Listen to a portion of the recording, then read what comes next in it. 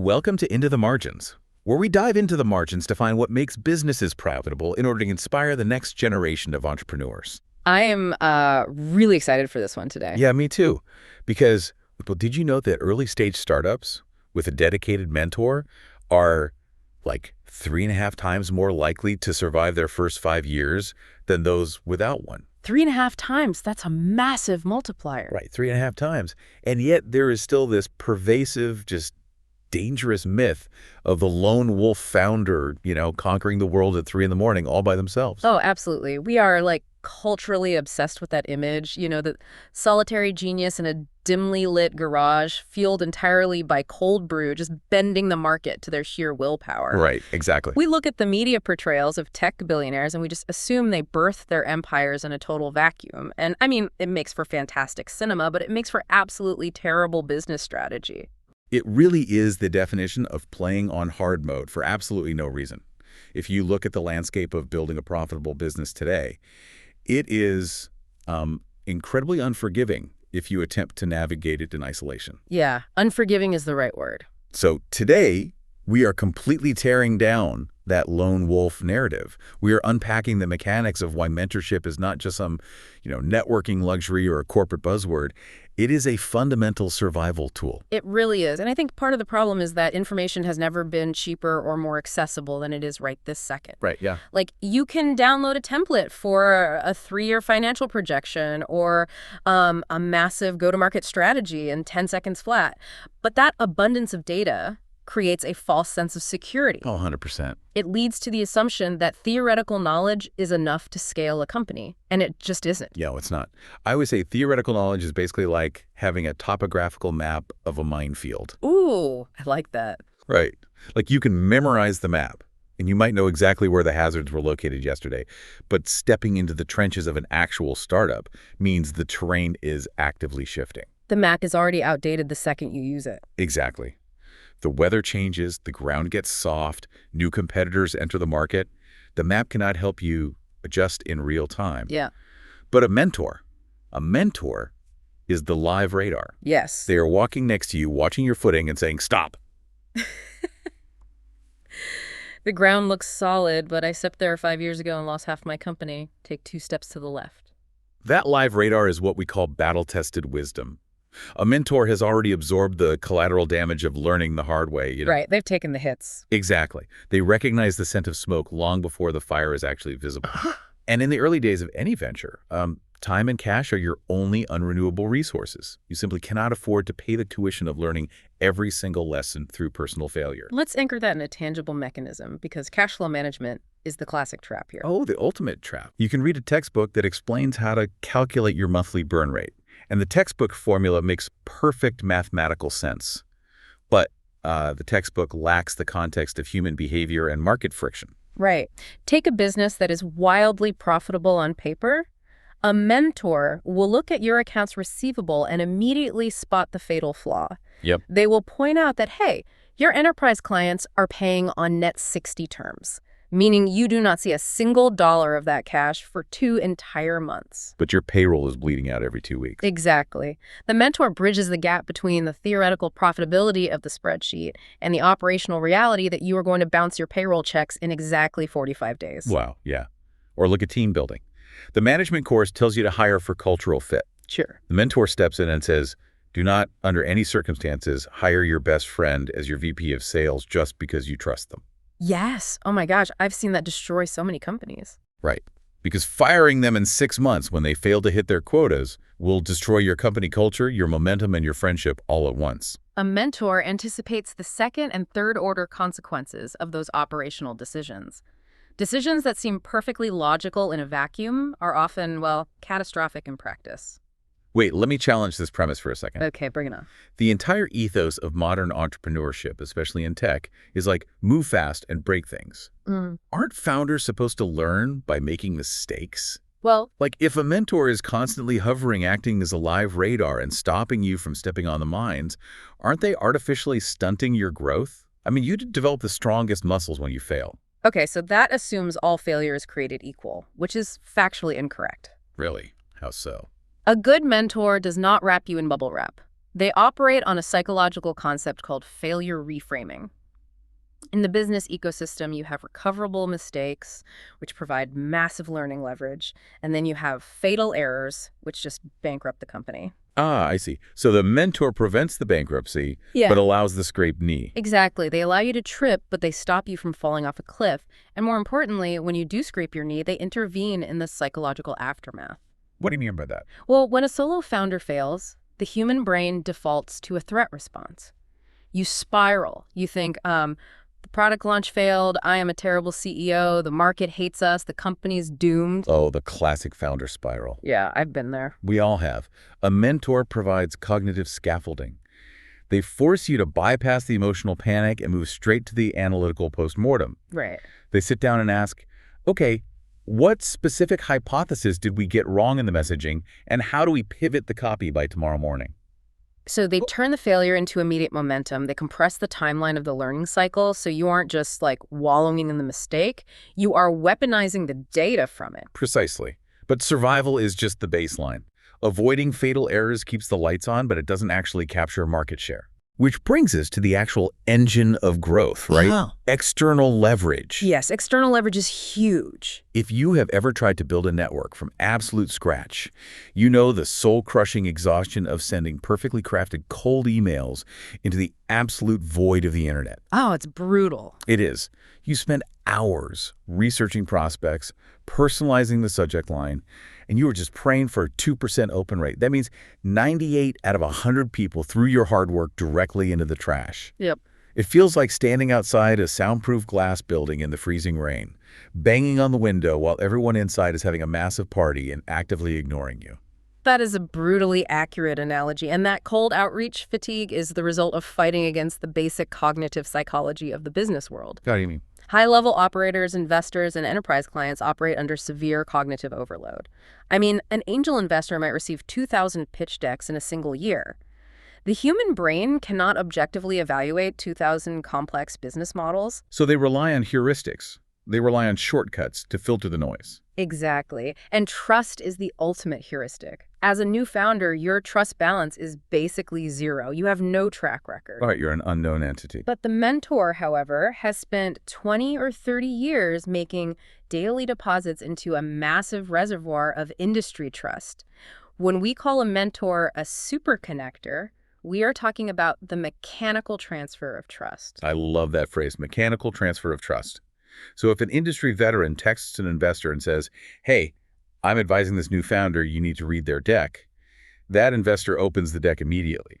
Instantly. Not because your subject line was perfectly optimized, but because the mentor just loaned you a fraction of their 30-year reputation. Yeah. You're basically hacking the investor's cognitive filters. Yeah, it bypasses the gatekeepers entirely. You are instantly teleported inside that glass building you were banging on. The return on investment of one warm introduction from a highly respected mentor can, accelerate your company's trajectory by 3 years. You secure meetings in days that would take a solo founder a decade to orchestrate.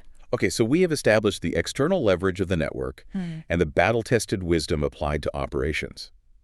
But this brings us to the actual crisis point of running a company.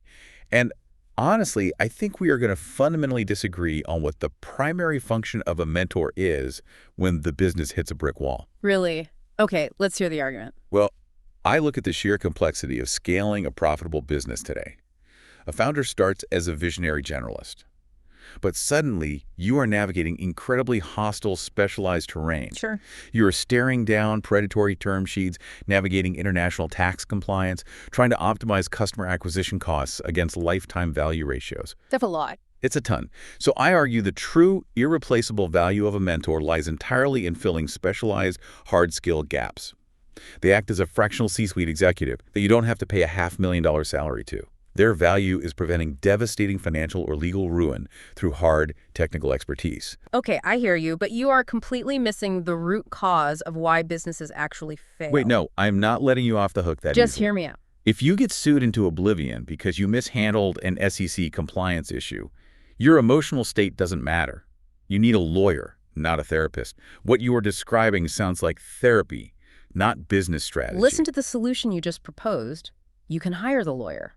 Well, yeah, But You can go on Upwork tomorrow morning and hire a fractional CFO to review your term sheets. You can put a compliance expert on retainer. Specialized hard skills are highly commoditized. You can purchase them at any time in any market.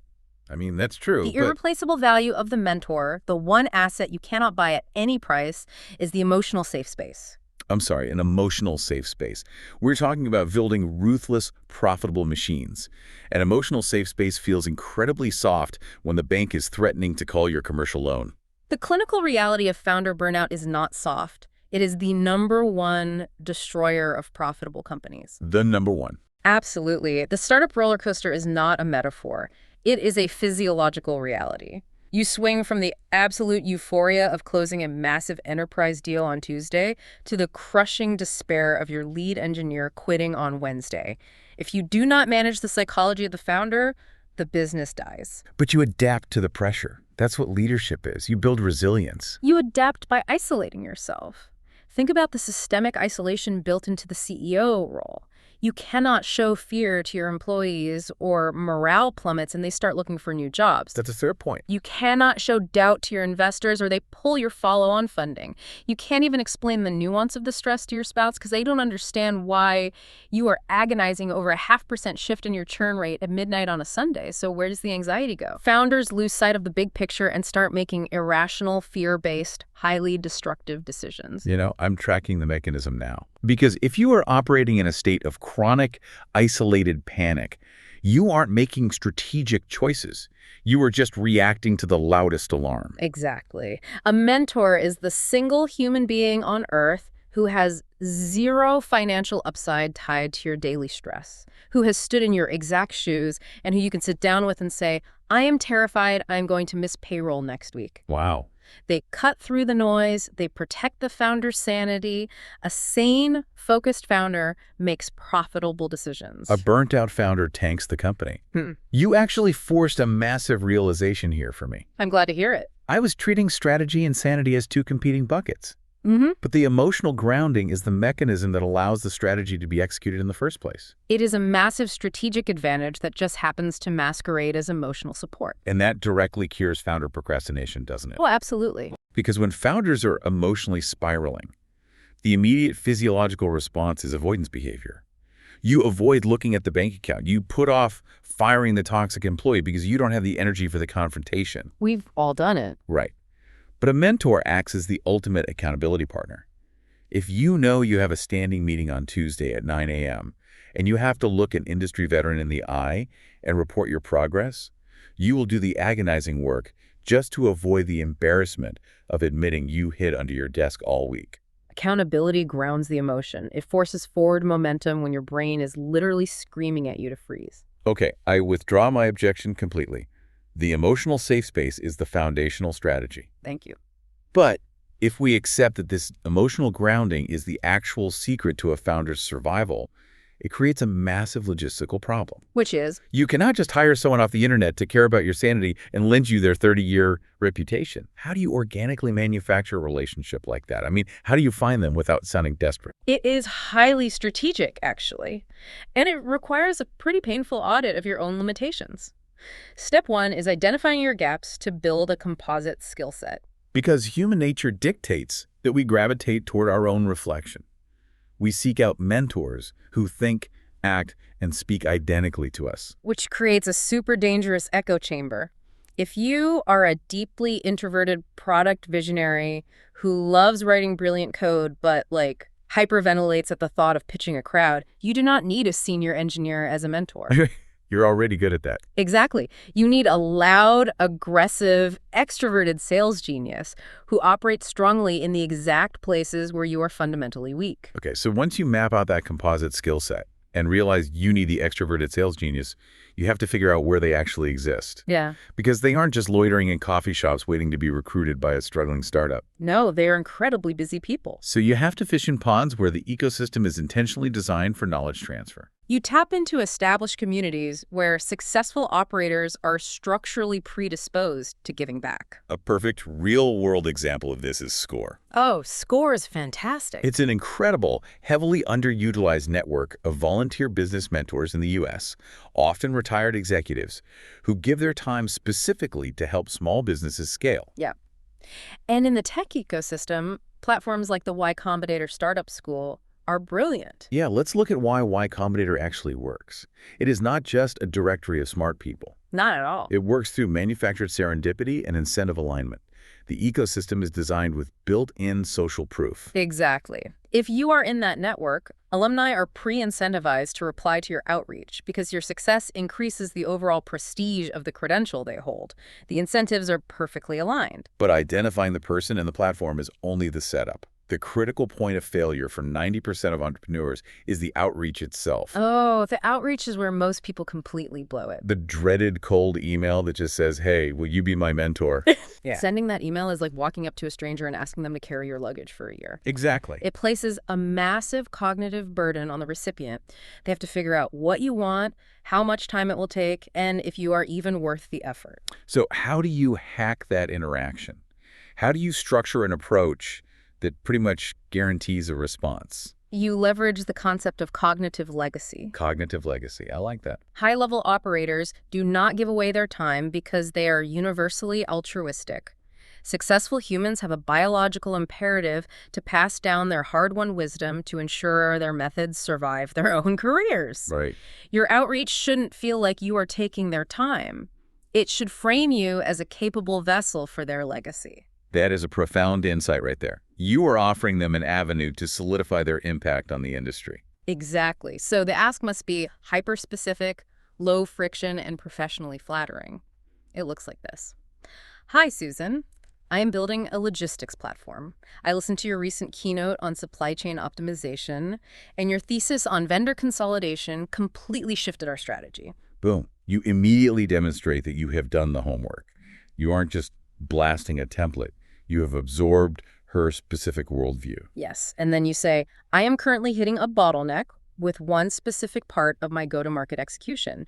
Do you have 15 minutes for a quick call next Thursday so I can ask you 3 highly specific questions about how you scaled your early sales team? That's perfect. It is time-bound, just 15 minutes. It has a defined scope, exactly 3 specific questions. You are not asking her to adopt your business. You are asking for a surgical strike of advice. And the most crucial step happens after she hangs up the phone. What's that? You send a brief thank you, you ruthlessly apply her advice, and 30 days later, you report back. The follow-up. Yes. You say, Susan, I implemented the specific vendor consolidation strategy we discussed. Our conversion cycle shortened by 12%.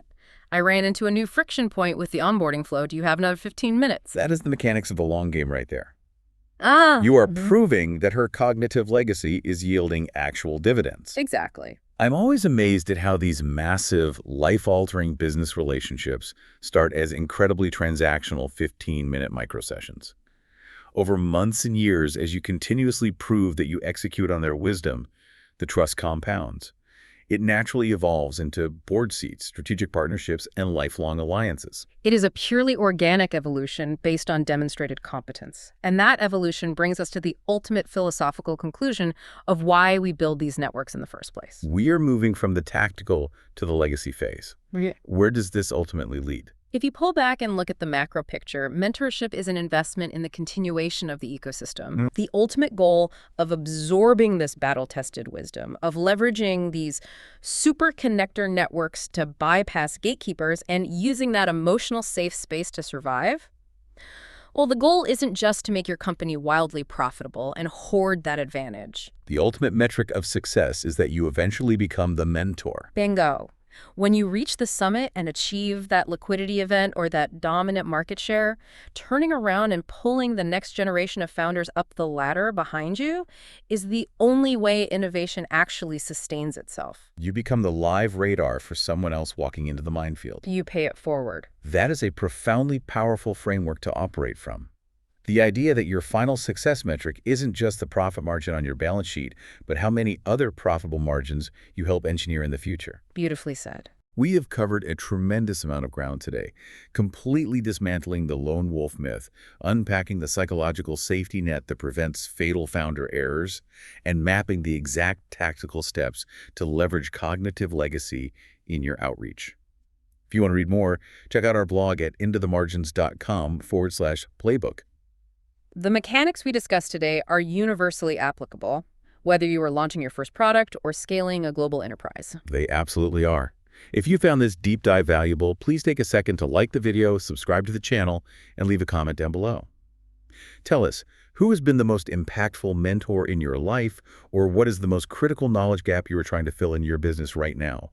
We read every single comment, and we love seeing the real-world applications of what you are building. Thank you so much for spending your valuable time with us today. We know the demands on a founder's schedule, and we genuinely appreciate you sharing that time with us. We truly do. We will see you in the next deep dive. Keep building, keep asking the hard questions, and remember, you do not have to navigate the margins alone.